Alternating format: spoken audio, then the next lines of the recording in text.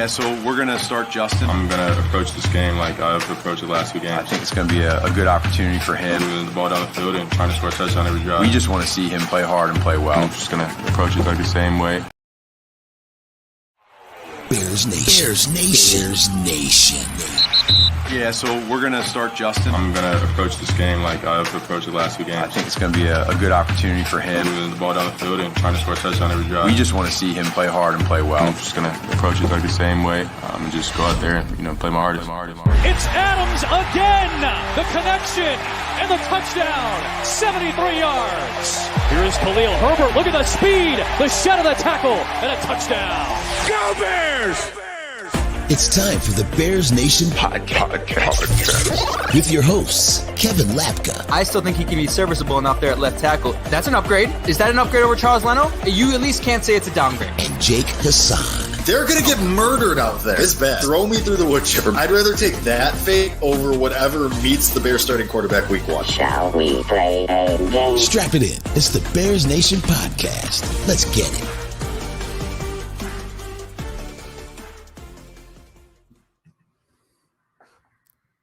Bears Nation podcast preview of week 2 against the Cincinnati Bengals for tonight on tap for this Wednesday, September 15th, 2021. The Chicago Bears are 0-1 following a 20-point loss to the LA Rams on Sunday night 3 days ago. And so now we look ahead to week 2. If you missed our recap episode, recapping that game, breaking it all down, you can find that wherever you get your podcast. Me and Kevin went about 45 minutes, an hour. I don't know, math. And we broke it all down. And this week, we're going to do Cincinnati because the Bears have their home opener this week against Cincinnati. Joe Burrow comes to town, a team that just beat Minnesota in an overtime thriller in week 1. And I don't feel good about this game. I don't feel good about it. Really? No. I mean, look. How can you? How can you? So, look, every year there are week 1 overreactions. And I think a lot of the assumptions we made about the Bears might not have been overreactions. There are certainly a few, but I think a lot of the assumptions and the things that people are starting to say about the Bengals might be a little bit of an overreaction. It happens every single year. It's week 1. You have 1 week of data to interpret. What part of the Bengals game seems overreacty to you? Like, we know Joe Burrow's going to be a good quarterback. We knew they're going to have a good offense. I mean, it's not the fact that they won the game, because any team can win any game on any given Sunday. But if you kind of look at the stats and break it down, which we will do throughout this episode, you'll kind of see that the Vikings should have won that game. I don't know what happened. They kind of let it get away from them. They didn't really do well offensively, but on the defensive side of the ball, in a lot of different areas, they won that game. And the Bengals are still not a top 15 team, top 16 team in the NFL. I don't think we can surely enough say that after 1 week, 1 victory over Minnesota Vikings team that tends to lose games like this every year, lose games to below average teams in a fourth quarter game where they come back and end up losing a field goal. Like, this happens very often for Minnesota. But the focus is on the Bears and what they can do. And on paper, whether you like it or not, the talent is better. The talent is there where as the home opener, they should win this game. On paper, they should win this game against Cincinnati, given everything that they have, given, kind of a week to get over what the hell just happened on Sunday Night Football, going up against a good team in LA, in their home stadium, all of these factors. And those aren't excuses, but I think I'm more confident than you are. We'll get to our game predictions at the end of the show. Shocking that's where we're at. But seriously, that never happens. I'm gonna look throughout the show today. I'm gonna throw you out stats and I'm gonna throw you out some things, and I guarantee you by the end of this show, after the end of 45 minutes, hour, however long we go, you're gonna be feeling a little bit better about where we're at and where you're putting your money down on this game at the end of it. That's all I'm saying. So what concern, because outside of Andy Dalton, your concern level is high, but what else, leads it to be high aside from Andy Dalton and the secondary and the defensive flaws that we saw on Sunday night? You just named the whole team. you named everything. You named everything except Dave Montgomery, basically. And the offensive line, which we know is an issue. It's the fact that you looked so bad defensively on Sunday night, and that was supposed to be your rock, your staple. And the offense looked fine. Granted, it didn't go farther than 15 yards, 10 yards down the field, looked fine. But like I said on Monday, like you can't dink and dunk someone to death. And the problem is the Joe Burrow-led Bengals are going to do that. And it looks like the Bears defense can be exposed by things like that. And Joe Burrow led a game-winning drive with a perfectly floated pass down the sideline, multiple deep passes to his old college buddy Jamar Chase. The Bears, don't have the firepower to keep up with that. First of all, I mean, if the Bengals go out there and score 30-plus, you're done. So now it's on the defense to show that they have some form of pride, which, I mean, given the quotes we saw today, some of them, I don't even know if the team is feeling even not prepared, but like wanting to go out there, because now, it seems like the locker room's going through some turmoil maybe, and I mean, we'll get to it, but again, back to my original point, like if the Bengals put up 30-plus, you're screwed. You're not keeping up with that offense. I mean, maybe, but this is like tweak over the idea that, well, and partially it has to do with who the quarterback is. But once you get over this idea that defense is going to win you football games is when you start to feel better about this team, because it's not going to happen. Like the state of this defense, they will be better throughout the year than they were this week 1 on Sunday Night Football. I can guarantee you that they'll be better than that, but they're not going to be a top 5 defense this year. It's just not going to happen. And we have to come to terms and accept that. And once you accept that, and once we understand how to win with offense, then you can have a more positive outlook on the team. But the reason why I say the Bears defense is going to be better this week, that is an outrageous statement. What is an outrageous statement? To say that that when you realize you win with offense, that makes you feel better. That's an outrageous statement to make, given what we saw. I said it last week. That is the state of the NFL now. Yeah, you're right about that. You're right that that's where the NFL is, but that makes you feel better as a Bears fan about getting a win? How does that compute? Well, that's why I say it depends on the quarterback. Like, with Justin and guess who we're going to see? Well, okay, so listen. First of all, let's go back to the defense. I don't want to hear. There was a 100%, 1,000 times out of 1,000, in any multiverse, other Earth that there is out there, every single one of them where Matt Nagy is the head coach, and it's all stacked the same. Andy Dalton is starting this game. Revenge game. Andy showed some nice things. Not what I'm arguing. He showed some chemistry. Yeah. So, like, Andy Dalton's going to start this game, and you're not going to be able to keep up with them. I see. Okay. See, this is where I say we're talking about week 1 overreactions. You're not able to keep up with the Cincinnati Bengals. Let's not get ahead of ourselves. You can say we weren't able to keep up with the Los Angeles Rams, but this is still the Cincinnati Bengals, man. We're not talking about a top 5 high-powered offense in the NFL. They looked pretty good in 1 week, and they scored 24 points in a full game. 24 points. Okay. They scored 24. The Bears could have easily scored 24 had they not thrown a red zone interception in their own territory. Like it's 24 is not anything going crazy. But the reason, going back to the defense, the reason why they're going to be better is those 2 busted plays that are on for essentially 14 points. That's not going to happen again. That the odds of that, out of pure luck and pure probability of the world, the odds of that happening twice in one game are extremely low. You look at the one play with Cooper Kupp. We broke it down on our post-game show. Broken down coverage. It was quarters coverage. Marquis Christian was either supposed to follow Cooper Kupp or Eddie Jackson was supposed to pick him up. Big miscommunication. You'll never see a guy that wide open ever again for the rest of the year on this Bears defense. I can guarantee you that.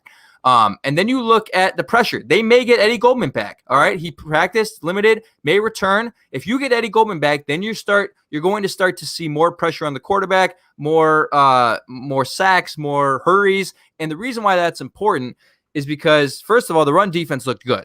All right. But last week, the Bengals were sacked 6 times, and Joe Burrow was pressured on 36% of his snap, which was the third highest rate in the league last week. And the 6 sacks that they allowed was also third highest in the league.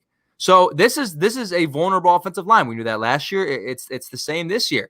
They can get after this offensive line, and people question the Bengals in the 2021 NFL draft, drafting Jamar Chase over, a Rashawn Slater, over I think Sewell was taken at that point already. No, Sewell wasn't taken at that point. They could have taken Sewell. They opted to take the wide receiver, and their offensive line isn't as good because of it. They will have an opportunity to get after the quarterback, provide a little pressure on Joe Burrow, and this team is not going to carve you up. They're simply not. I mean, Joe Mixon had 127 yards and a touchdown last week, but the Bears only allowed, yes, did the Rams run it very often? No. Did they have many opportunities to run it? No. They only ran for 74 yards last week. Bears had the 6th best rushing defense in the league last week. So you're not going to see the defensive breakdowns we saw last week. The odds of that being replicated 2 weeks in a row are nearly impossible. I would love to have faith that Sean Desai is a smart enough guy to get things cleared up in those areas, but this defense will be better. I'm not expecting them to hold the Bengals to 3 points. Are they going to allow 34 to Cincinnati at home? No shot. I would bet $100 if it. I don't know what the Bengals over is on their number. I would bet over $100 they don't score more than 31. The Bengals do at home in Chicago. No shot. See, the problem there is I agree with you that Joe Burrow isn't Matt Stafford and their passing attack isn't the same as LA's, but their running attack is also better. You just said Joe Mixon's numbers from week 1, and he's far and away better than Darrell Henderson, who LA was out there rushing for. And I mean, they're down to at least one running back who they lost, Cam Akers, in the beginning of the season. But it's different. I think Cincinnati can beat you in different ways because LA could beat you with just Stafford. But I think Cincinnati has a good enough quarterback. I don't think Joe Burrow is a top 10 quarterback in the way that Matt Stafford is. But I do think that Joe Burrow is ascending, and he's going to be a very, very good player in this league. And they already have a very, very good running back, and they have a host of weapons in the wide receivers room. So that's what scares me because, yeah, there might not be the busted coverage that you saw on Sunday night against the Rams, but Cincinnati has multiple ways that they can attack you, and I don't think the Bears have enough guys they can rely on their defense, especially in the secondary, that can stop the bleeding. I don't think they have enough bodies, enough reliable bodies there that can stop Cincinnati from getting what they want. And speaking of which, Cincinnati's total for the game is 22.5. Okay. I would take reasonable. the over on that. I don't know if I'm taking the over on that. I could see 21. So you're essentially saying that the Cincinnati Bengals offense is more multi-dimensional than the Rams offense. Is that really what you're trying to sit here and tell me right now? I think they have more or equal weapons, and LA's is better because they have Stafford, who's a top 10 quarterback.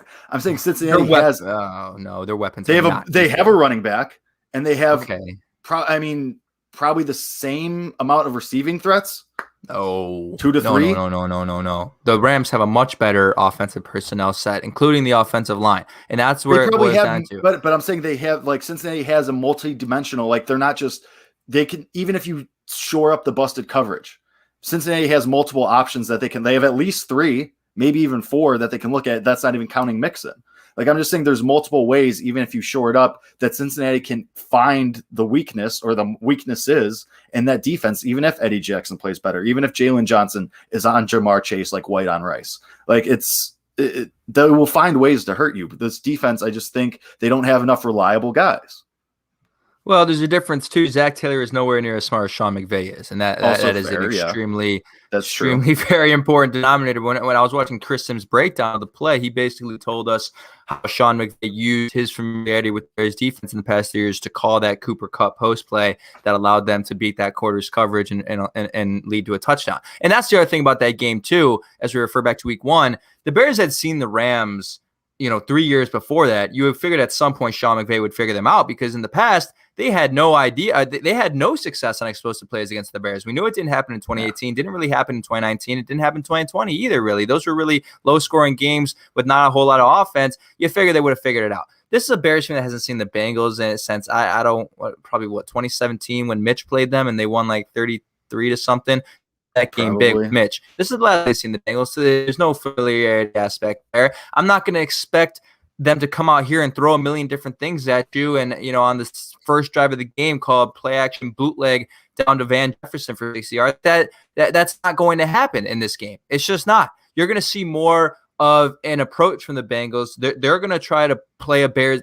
What I think they're going to do is try to play a Bears type game, which is we're going to win. They have the ideology that you're saying, we don't expect them to allow those many deep plays, but we saw, their underneath off defense be a little bit, kind of susceptible to some plays. We're going to kind of go slant routes and hitch routes and hard ends to 10 yards, and we're going to run with Joe Mixon. We're going to try to win this game time possession. You're going to play us like Chicago, hard place to play. That might be their ideology. And I just don't have enough evidence and enough data to say the Cincinnati Bengals offense is explosive enough to put up over, like I said, like 31 points or something. I just don't think it's going to happen. But to that, coming with that is what happens on the offensive side of the ball for the Chicago Bears. And that's why, again, every game, the defense, until I'll say this with a little bit of an asterisk, until the defense really figures things out, every game is about the offense and how much they produce. Because like I said last week and the weeks before, and I'll say it every single week and it's every single time on this podcast, you're not winning games 14-13 anymore in this league with this team. It's not just about the trend of the league. It's about the team that you have. And you look at the Dallas Cowboys and you look at some other teams that have defenses that are far inferior to the Bears but still win football games because they pass for 500 yards in a game. That's the reality of it. The Bears cannot win this game with 37 minutes of time possession and not throwing a pass past 15 yards. That's not how you win. They have to extend the field. They have to go play action. They have to go deep. They have to generate explosive plays. That is where it all begins because, Jake, we know the running side is shored up. So obviously it's Dalton, but they got to generate those explosive plays down the field. That's the only way. I just don't I know Cincinnati's defense is a far cry from LA's. It's just the play calling on Sunday just doesn't lead me to believe they're even going to attempt it. It's not even that they didn't have any successful plays downfield. It's that there wasn't even an attempt, which to me is partially the respect for Jalen Ramsey and partially the respect for the Rams defense. But I think more says about where their confidence is in their quarterback and what his abilities are. So that's why I keep saying I think they're going to try and dink and dunk them to death. I don't they may attempt, but who knows if Andy Dalton even has the ability anymore to make those kinds of plays. And even if you make one or two, granted, maybe one or two is all you need. And, if it's a 75-yard touchdown or something and Allen Robinson, makes a move and loses a defender. But it's just the play calling on Sunday and the lack of even attempts at those type of plays doesn't lead me to believe that they're going to do it on this Sunday either. Well, it was interesting how you said, you need more than one or two. Maybe you don't, because I watched the Rams last week and they had two, and the rest of their plays, like Chris Sims said in his podcast, he over 80% of their yards, 70% of the yards were all from under 20 yards, like routes and plays under 20 yards. So they really had two outliers. But just those pure explosion plays opened things up for their offense, and those were 14 points on two plays. Like anytime you can get that is incredible. But it's just you have to attempt it, Jake, and that's why you have to take one shot. I mean, it's mind-boggling that with the personnel they have, that they wouldn't at least say, you know what, let's get a man coverage here. Let's get Darnell Mooney one-on-one on the outside. I don't care if it's against Jalen Ramsey, if it's Marquise Goodwin, and then just sit back and just launch it. Just freaking launch it. It doesn't matter if the guy is open and has a separation or not. Just give it a try. The worst that happens is interception. The best that happens is he catches it. In the middle is a PI. You know what I mean? At least give him a chance for a PI. Something like that. But you're right. They have to make the attempt. Now, the one thing that is discouraging about that is traditionally, Matt Nagy doesn't know how to make change. When he sees something happen in week one, he's going to change week two. But at this point, it was absolutely blatant enough, because that has been the only topic of conversation from an analytical standpoint for the Bears this past week, has been the fact that they didn't attempt to pass past 15 yards. Their average depth of target was 4 yards, 3 yards, third last in the league, I think, just higher than Philly and Indianapolis or something like that. If this guy just reads one article, or this guy just looks at one page of stats on Pro Football Reference, he'll know we just have to take one shot deep. So and this is, again, you mentioned it, this is Cincinnati defense that is going to allow, more deep plays, but it's not. This is where what I noticed when, I don't know if you watched the Minnesota versus Cincinnati game or looked at their highlights or followed any of their stats, they were actually allowing a lot of yards to Minnesota tight ends. Irv Smith Jr., I don't know. I don't think he played because he didn't have a reception, but Jack Conklin, a guy who's new for them, came in there. And what I found interesting for that was, I have the stat written down. Minnesota last week was the 8th most successful team in the NFL targeting tight ends. Overall, an average yards per attempt to tight ends 8.4. So they're going after their tight ends. So what does that mean? We saw a little bit of it last week with Cole Kmet. This is an opportunity for Cole Kmet to make some plays because Cincinnati was a little bit susceptible to allowing big plays to tight ends. This is Jimmy Graham. This is Cole Kmet. If they're going to win this game, look for big yards from those two guys, I think. Yeah, and that's fine, but they have to be used correctly. I mean, you have to send. It goes back to you have to send them down the field. If you're sending them just for hitch routes and slant routes, and they're not going anywhere, then yeah, I mean, you could do that all you want, but you got to start taking the shots. It's back to the original point, and the play calling has to be adjusted. And I have zero confidence that that's going to happen. There's probably going to be a quarter and a half of, all right, we got to feel them out, and we got to kind of see what they're capable of, and then maybe in the second half we'll take a shot downfield, and then you get one and it falls incomplete by 10 yards short, and then they never do it again, because that's also a Matt Nagy thing. When it fails, he just completely scraps it. Just especially on deep plays. If it fails once, not using it again. And that is actually infuriating as well. You're right. And we saw it with the run game last year too. But sometimes even when they have success, they abandon it. I mean, David Montgomery ran for like three times for like 50 yards in the first two drives, and they didn't run with him for like the following two drives. Like you have to recognize what's not working, but also what is working. But the thing is too, like, you are paying Jimmy Graham $10 million. Jimmy Graham, like, it was literally, I don't know what down. I think it was 3rd and like 12 or something down the red zone on Sunday night. And I remember Al and Chris saying, look out for Jimmy Graham here, one-on-one, Jalen Ramsey on the outside. And I'm pretty sure the camera showed Andy Dalton checking to Jimmy Graham pre-snap. And I think everybody, all 20 million viewers of that game on Sunday night, knew that ball was going to Jimmy Graham. What'd he do? Ran like a 10-yard curl. Jalen Ramsey's blanketed him. Doesn't matter. First down. You know what I mean? Like, you have to utilize Jimmy Graham. If you're going to pay him this money and you're going to prioritize him over Kyle Fuller and over Charles Leno, and again, those offseason decisions, utilize him, because whether you like it or not, Jimmy Graham is a capable playmaker on this offense. And we have the evidence to prove that. He had 8 touchdowns last year. Fact check me on that. I think it's 8 or 9. He had a lot of touchdowns. Once you get into the red zone, him and Al Robinson should be your number one targets. Number one. It is so simple. We saw it last year. They got to the red zone. They said one-on-one, Jimmy Graham on the outside. It's a touchdown every single time. It probably has a 90% success rate. 90%. All right? That's what they have to do when they get into the zone. They cannot squander a single opportunity. If they score 100% of the times in the red zone this week, they will win the game. And it starts with Jimmy Graham, and it starts with Allen Robinson on the inside there and the slot. No, and I would even go a step further and say Cole Kmet too. I mean, you need him because Graham was only on the field for a portion of the snaps last week too. So, I mean, it's good that they're showing Kmet as someone that they think is taking those steps forward. But again, it's back to utilization. It's back to Matt Nagy learning from his mistakes, which he has been unable to do or not shown the capability to do to this point in his Bears tenure. And it's really discouraging. And I think that's why myself and a lot of people don't feel good going into this game, because Cincinnati looked good, however you want to pick it apart, but they looked good. They looked like a competitive football team, which is better than what they've looked like in years past. Far better. Like they looked like a 7 or 8 win team, which is much better than the 3 or 4 win team that they've been for the last 5-6 years. So, and Matt Nagy has not, over and time again, has not shown the ability to make adjustments from game to game. So now, we need to throw the ball deeper downfield, and you got to utilize these guys more, but can you do it? Can you implement that? And I don't know that he can. And I think that, and we've said this before, like any coach we think with around the league would know that Justin Fields is your better option. And we hope Matt Nagy knows that as well, but the kid's not in the game and he's getting in for these package plays and throwing one pass and mostly being used as a decoy.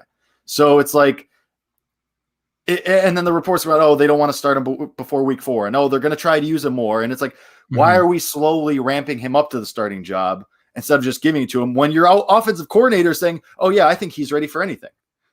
Bill Lazor said today, I think in the preseason he was ready for anything you throw at him. And then when he gets asked directly, then do you think he should start? He's like, I don't want to get into that. Just say what you think. I mean, I get it. You don't want to upset your head coach and, he's in charge of your job, whatever, but I mean, it's very clear that even the offensive coordinator thinks Justin Fields is the better option here. And Matt Nagy, because they're in meetings, and I'm sure he's saying this to Matt Nagy's face, and Matt Nagy's just saying, oh, no, we got to go with Andy.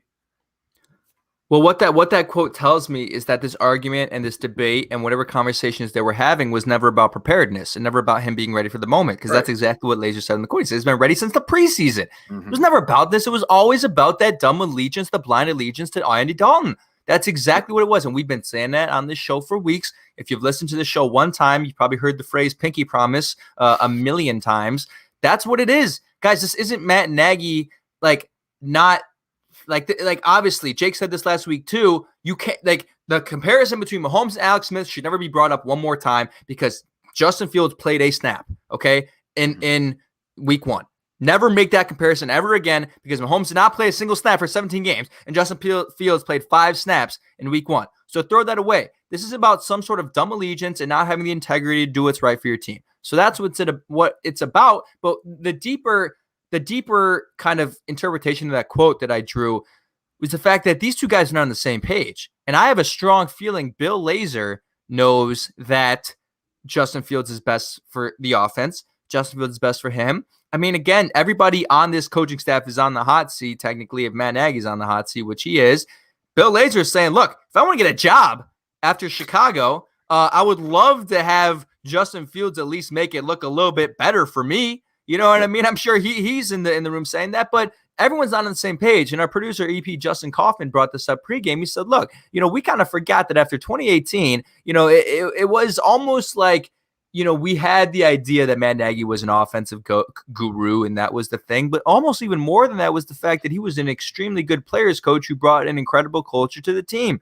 And since 2018, I haven't seen a good culture. I haven't seen everybody on the same page. I would say this is the low point of that. This is the low point. I mean, 2 days ago, Marquise Goodwin calls him out. Shall we read some of the quotes from today? Let's read the quotes. Let's read some of the quotes. So from today's media session, bunch of players, obviously Bill Lazor talked, and we have some quotes here to read from you. Oh, love it. Marquise Goodwin on the Bears' lack of downfield plays Sunday. It's challenging, but I mean, you just got to go to work with what you get. I don't control the plays that are called. I don't control anything, but just going out and doing my job. Marquise Goodwin again on Jalen Ramsey. He's a unique player, all-pro, Pro Bowler, instinctive, especially in short spaces. And us not running past 10 yards, that felt right into his hands, I feel like. And then Lazor, of course. Justin Fields was ready to handle anything back in the preseason, so he's certainly good to go now. Also, to that point, and I would just like to a side note before we continue with this conversation, Matt Nagy has now become the favorite to be the first NFL coach fired at 4-1. Yep. Which I think is perfectly fair. Oh, perfectly. It should be 2-1, maybe 1-1. It's a lock. No, it was a little bit surprising to see 4-1, see him be the leader in that category, but it's also not that surprising. I mean, I don't know. He's lost. It seems like he's lost the team. I mean, okay, I won't say he's lost the team. I'm not going to go as far to say he's lost. There's some dissent though. Team. Like there are guys who are actively saying things that go against, this whole culture and brotherhood, and we're a unit type of deal. Yes. And I have a feeling that these are conversations that are happening more frequently, not when they're in front of a podium in front of the media. Not necessarily between players and the coach, between players and the players, between Allen Robinson and Marquise Goodwin, between everybody saying, what the hell are we doing? Why are we not utilizing our players right? Why are we not putting the right guys on the field? These are conversations that people have. I mean, you guys, that's just the way humans work, man. Like people express their dissatisfaction with things with other people, especially in their workplace. That is how the world works. And I can guarantee you, Allen Robinson wasn't too happy. Demir Bird wasn't too happy. The guy I don't think we brought up this man once. Darnell Mooney are supposedly, again, this isn't his fault. This is our year 2 breakout receiver who's supposed to have 1,000 yards because he's supposed to connect on 15 deep balls this year. Haven't heard. I mean, what do you have? 1 reception on Sunday night? 2, maybe? Yep. For probably 6 yards. I don't know. I didn't check.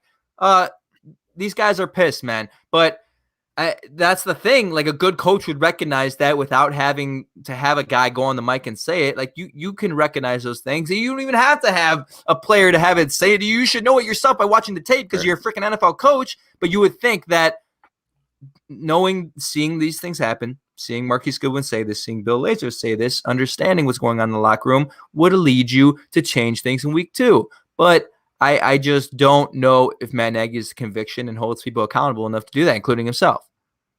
No, I agree. I think Matt Nagy just does not have a spine until it comes to doing the dumb thing that makes no sense. Like Matt Nagy doesn't have a spine until it comes to pulling Mitch Trubisky in the middle of a game, until it comes to not running the ball and saying, "Oh, well, we're trying to run the ball," and until it comes to recruiting people to come work for McDonald's and not doing his own job. Like it doesn't make any sense. And this guy is out here saying, "Oh yeah, a month ago he told us, oh, when Justin's ready, I think everyone will know." Hey man, we know you're the only one. Everybody knows at this point. Everybody knows except you. Okay. So again, it's like I was saying last week. Like I hope to God this is, I almost have to hope that this is like Ted Phillips holding Justin Fields hostage or Matt Nagy's like family hostage, because otherwise he has to start Dalton. Otherwise something bad is going to happen. Like, because if Matt Nagy is this blind, I'm genuinely concerned. And then I'm not surprised by the dissidents coming out of the locker room, because clearly everyone else can see it at this point. You're the only one.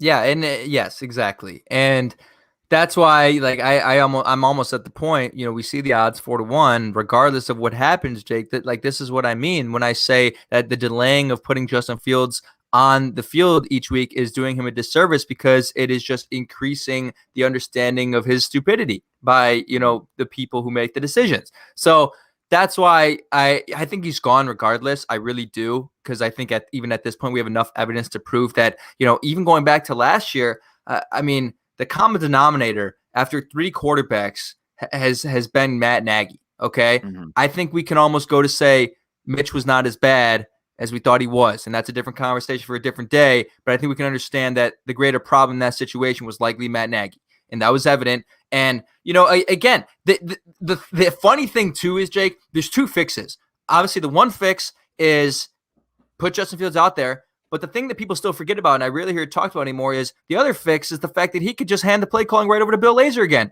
and things can be good and great like they were in the past 4 weeks, or not the final 4 weeks, but it was weeks 13 through 16 of last year, and then he took over play calling in week 17 to do something stupid. I don't know. Yeah. And the playoffs.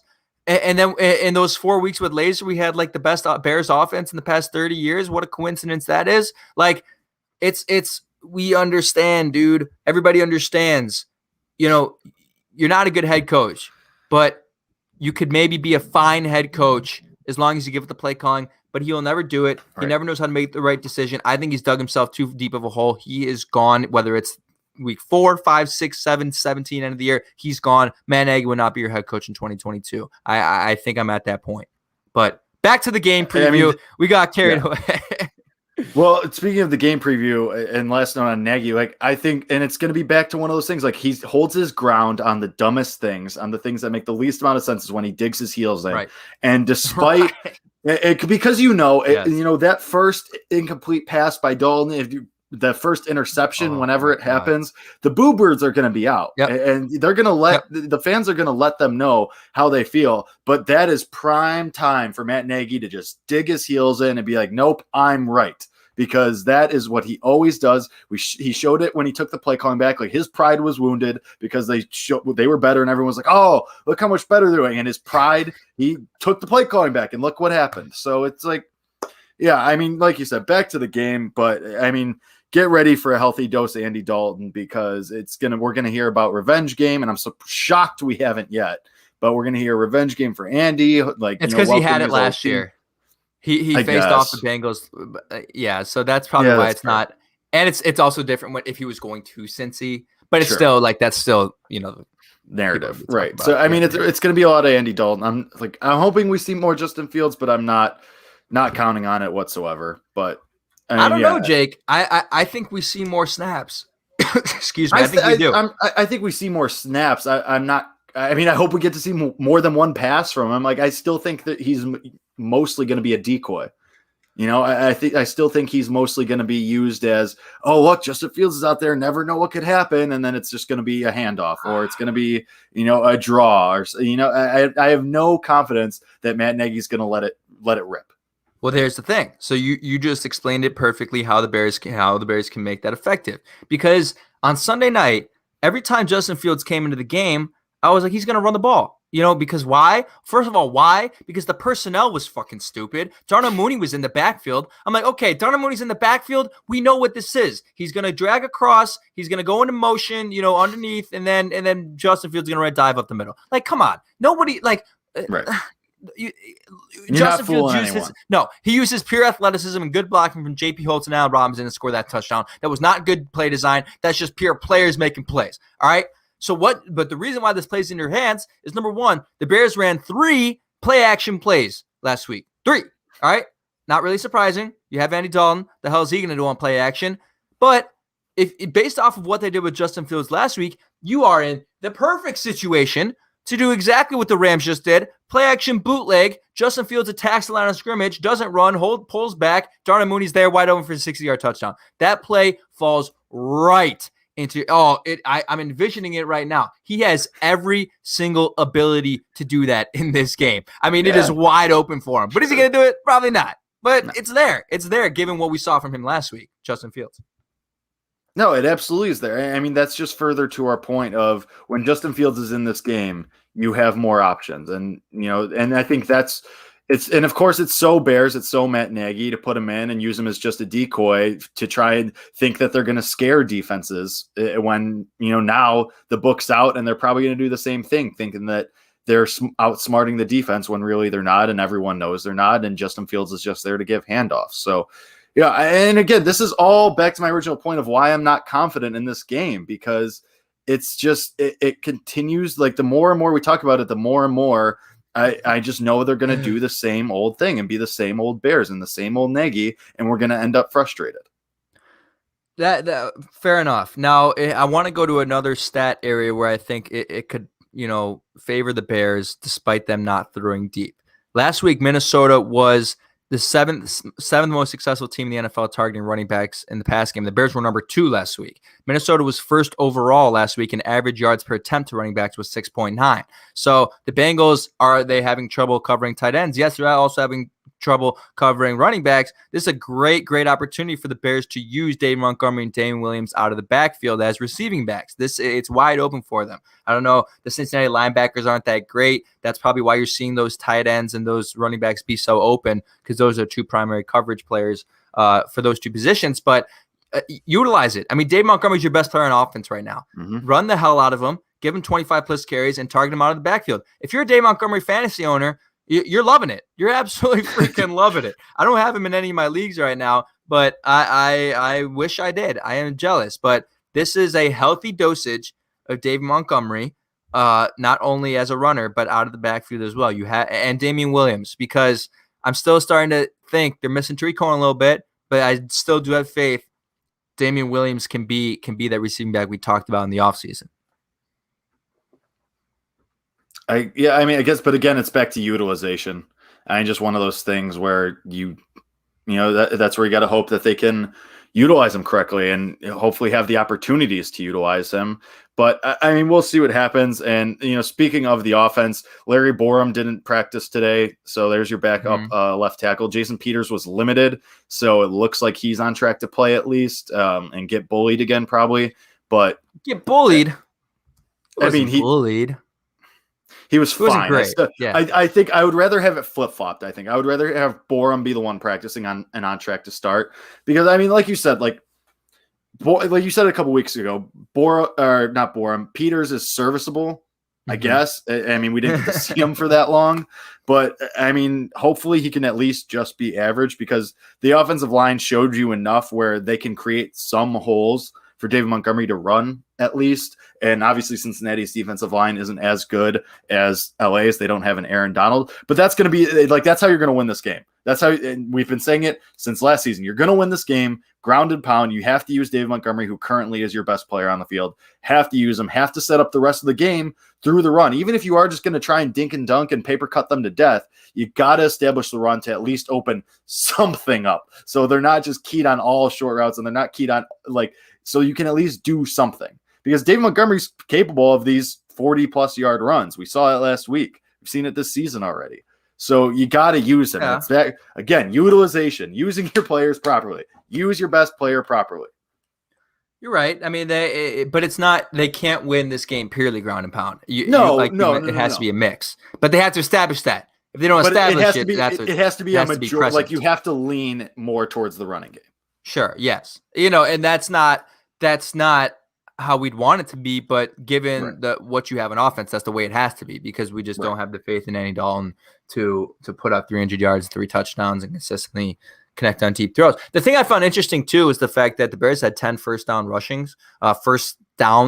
rushing. So I think once you start to get into those third and short situations, even second and short, I would like to see more Dave Montgomery there. And I know I typically am not a fan of passing it or of running it on like a 3rd and 4. That typically pisses me off. But based on what we've seen and the amount of first downs that he got and the amount of broken tackles this man is able to create, I'm going to sit here and say right now, I do not have the right to complain on Sunday if they do run 3rd and 4, because that's what's best for the team right now. So that's what's interesting too. And because it seems like the alternative is just a screen pass that goes for -2 yards on 3rd and any. Exactly. Yard, Exactly. So that's the best of those two options. The other thing too, as you mentioned, screen passes.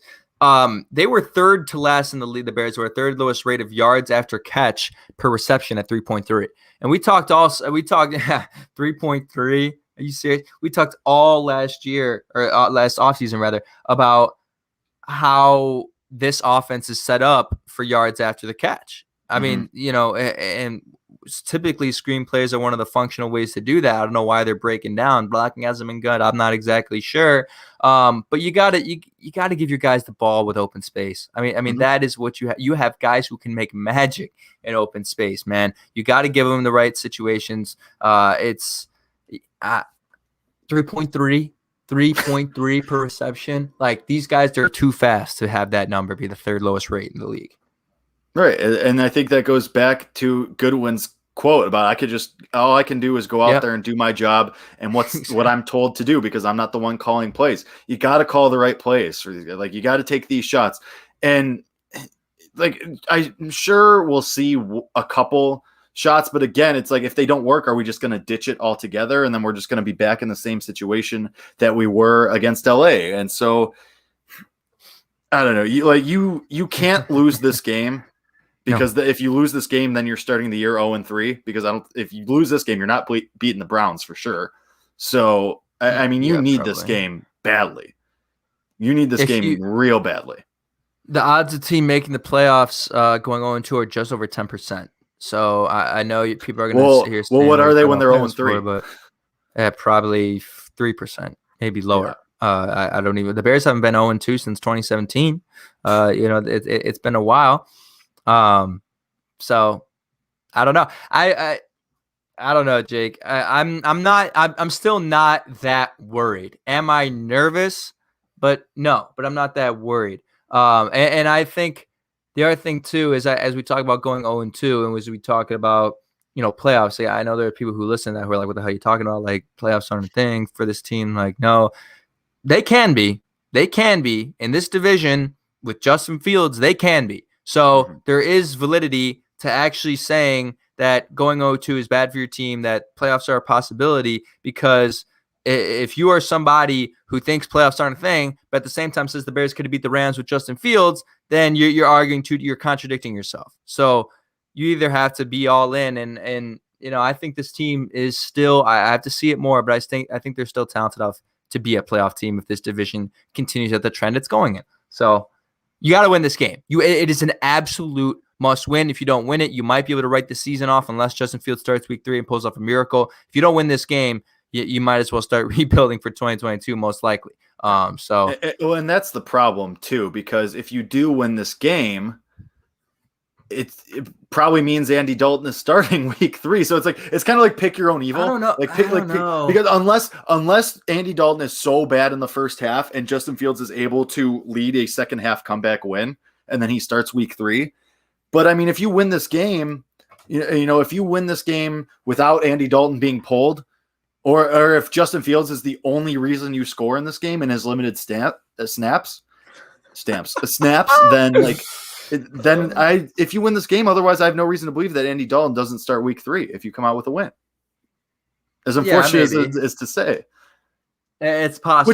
Which I mean, still then isn't as bad because then you have the potential to go into week 3, 1-1. Okay, you put up a stinker. Andy Dalton in the offense puts up another stinker. Justin Fields starts week 4 against the Lions. There is the potential for that, and then you could get back to 2-2. But right. I mean, it's a position that like you'd still rather not be in because I mean, with Andy Dalton, the full game of Andy Dalton, there is a chance. I'm not saying it'll happen, but there is a chance that you lose the game and then you're 0-3 going into the Lions game. Yes, there's a chance. I think the funniest possible scenario of this game is Bears score like 28 points, maybe 31 points, and Justin Fields scores 4 touchdowns and has like 13 yards total. Because they kept bringing him in the red zone. It would be insane. But he was, I think, 5 total snaps. I think 2 of them were in the red zone. There was the first drive, and then there was the touchdown drive. They're going to give him opportunities in the red zone. The question is, how many opportunities? If they give him one play, I mean, he better be sharp on the one play because that's all they're giving you. I don't know why the hell they wouldn't give him more because he's the only guy that can actually produce in the red zone. Maybe they recognize that, but again, it's a stupid idea to do that. But if it does happen, I could totally it's even outrageous to see that Justin Fields could literally score 3 to 4 touchdowns if given the red zone opportunities, and Andy Dalton has like 200 yards of passing, but has 0 touchdowns because Justin scored them all, which would be so fucking funny, but also so stupid. I would be angry because you could have it would make no sense. I mean, you said it, Jake. What'd that guy say? 2020 quarterback Andy Dalton gets you to the 20-yard line. Mike Lombardi, Mike Lombardi. Andy Dalton. 2020 quarterback, he gets you from one 20-yard line to the other 20-yard line, and you score no touchdowns. Which is what we saw last week for sure. So valid. Yeah, I mean, it's really valid. Before we get into our official predictions for the game, just real quick, just so the listeners know, the state of the team. So I already said Larry Borum didn't practice today. It doesn't look like you may not have him available unless he gets into practice tomorrow. Jimmy Graham did not play, but that was just a veteran resting day. Eddie Goldman practiced, Jason Peters practiced, Robert Quinn practiced. Those guys were all limited. And then Marquise Goodwin, Joel Adbigbiday, and Darnell Mooney were all full participants. So looks like Larry Borum is going to be the only person you're without, barring some kind of setback from Eddie Goldman or Jason Peters. But, I mean, it's a start. It's good that Khalil Mack didn't pop up there this week. I mean, that's the same something. thing. I mean, granted, he didn't give you anything last week, but, I mean, it's a start. It's a start from, where you were last week when you had more guys injured and at least listed as injured. And now you have a couple of them seemingly off that list, which puts you in a better spot. Much better spot. I would love to see Larry Borum out there because Larry Borum played well in the limited snaps that he played. But if Eddie Goldman plays, guys, we don't have to tell you the impact this guy has on the defense. I'm starting to believe this could be the most valuable player in your defense. The way the data and evidence we have of the numbers of this, I would still say Akeem Hicks is up. Akeem Hicks and Roquan Smith are probably still your top 2, but yeah, they probably are. But just looking at those numbers with and without him, it's astonishing. Yeah. And if he comes back next week and they play well, correlation without causation, it's not just that Eddie Goldman made the difference, but maybe it is. Maybe it is. I don't know. But what I want to see. I want to see a Khalil Mack get 25 sacks in a game. I've been saying it for 3 years. Every single play is a Khalil Mack sack. I've been saying it for 3 years. I've been waiting on that type of game that he had against Green Bay week 1, the first game that he was here. I've been waiting on a game like that. And we've had games that are close to that, but we haven't had a game like that where he is clearly the best player on the field and the best defensive player in the league by a large margin. He's an absolute game wrecker. I need a game-wrecking game from Khalil Mack. They had the chance to do it against a subpar offensive line. If it were to happen, it would happen this week. I'm not going to give you a bold prediction that Khalil Mack's going to get 5 sacks. He's not going to pull a Chandler Jones from last week, but he needs to be at least get 1 or 2. He needs to be a game wrecker, and maybe not in sacks, but hurrying the quarterback. Let's get 1 hurry, 1 pressure. Hits. He didn't even hit the quarterback last week. Yeah. One hit. No, and that's kind of, it sounds silly to say, but if you want to win games, your best players have to play like your best players. Like Khalil Mack, it's outrageous that he didn't have a sack, that he didn't even have a quarterback hit. Like it's outrageous. Yeah. And granted, some of that was holding that was either ignored or not called or maybe both. And it's unfortunate, but it does happen. But your best players got to play like your best players. I mean, you need Roquan Smith played decently well against LA, but he was the only one. I mean, Akeem Hicks had the half sack that really was. He probably should have had the full sack. Robert Quinn was kind of, I don't know, whatever there. But I mean, Khalil Mack, Jalen Johnson, I think it played decently as well. But Eddie Jackson and Khalil Mack, 1 and 2. If you want to win the game, if you want to win games going forward, those guys need to play better. Eddie Jackson has to be like, yeah, okay, I'll start tackling people. Yes. Yes. Hopefully that's all. Which sounds insane to say about an NFL starting safety, but he has to say, okay, yeah, I'll start tackling people again. Yes. I think Eddie Jackson is somebody who listens to criticism and is somebody who is willing to. He? We've been saying he needs to tackle since last season. I know. I don't know. I have trust that Eddie Jackson will be able to fix his game. I do have trust. I don't know if I'm. You couldn't fix it over an off season. I don't know. Just let me have my blind faith. You couldn't fix it over 4 months. Let me have my blind faith. You're right. It's not encouraging that it didn't happen really last year of the off season, but I don't know. Let me have trust in Eddie Jackson. But what I was going to say is, where the hell is Travis Gibson?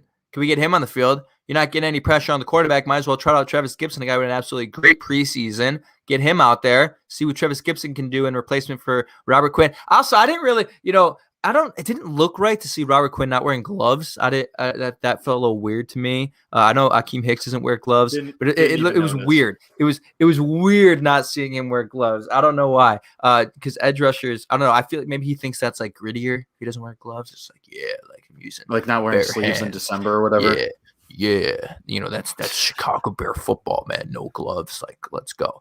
I don't know if that's where he's at, but we're running out of time. We got to do game predictions. First of all, let's read the line here. According to FanDuel, Bears are favored by 1.5, but this line has been moving in the Bengals' favor. I think it started at like 3.5, 2.5. 3.5. It moved today only. Like last night, it was 3.5. It's moved 2 points today alone. Yeah, so don't know what's going on there. Over under 44.5. And Jake, I went 12-4 in my money line picks this last week, nice. I am a reliable source. And Jake and I both went 1-0 last week. And I legitimately work on a gambling show, so and he does work on a gambling show in a top rated on the probably top radio station in the third biggest market in the country. So I'd hope Jake would know what he's talking about. But over under spread money line, who we got for every single one. So when it was 3.5, I was saying the Bengals, like I took that line as soon as it opened, like 3.5. I do think the Bears. I mean, I think the Bears win, but I think it's going to be barely. Like it's going to be ugly, and I don't love it. But I mean, I think the Bears win this like 21-7, 21-18, or to like 24-21, something weird. To like 21-20, I'll even say. Like it's going to be ugly. I just don't have the confidence that this Bears team can score enough points. I mean, my reasonable brain says you're right. The Cincinnati offense isn't going to have as much success against the Bears defense as the Rams did because they are different offenses. But I just think that the potential is there for them to go to do that and score 30 plus against you. I think the potential is there. I would hope that the Bears have enough pride where they kind of pick it up and they say, all right, well, we're going against a worse team. We got to punch them in the teeth this week.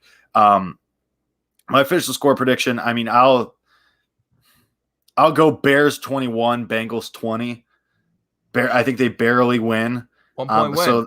So I think it's going to go under, obviously, as well, because you need the defense to play well. And obviously, you're not going to be scoring a lot of points with this offense unless you put Justin Fields in the second half or something. But as things stand, yeah, I mean, I think this is going to be an ugly game. And I think you're just going to have to really grind it out. Yeah, it's not going to be pretty. A lot of fans bought tickets to this game hoping they'd see. It's going to be frustrating. It's going to be a frustrating game to watch. But I do think they're going to come out with a win. I'll go 24-20 Bears. So I'm going to take the spread and the money line on that. And I think it is the under, though. I think 4 to 4.5. Yeah, that'd be the under. So, and I'm completely serious. I just proposed this as kind of a joke 5 minutes ago.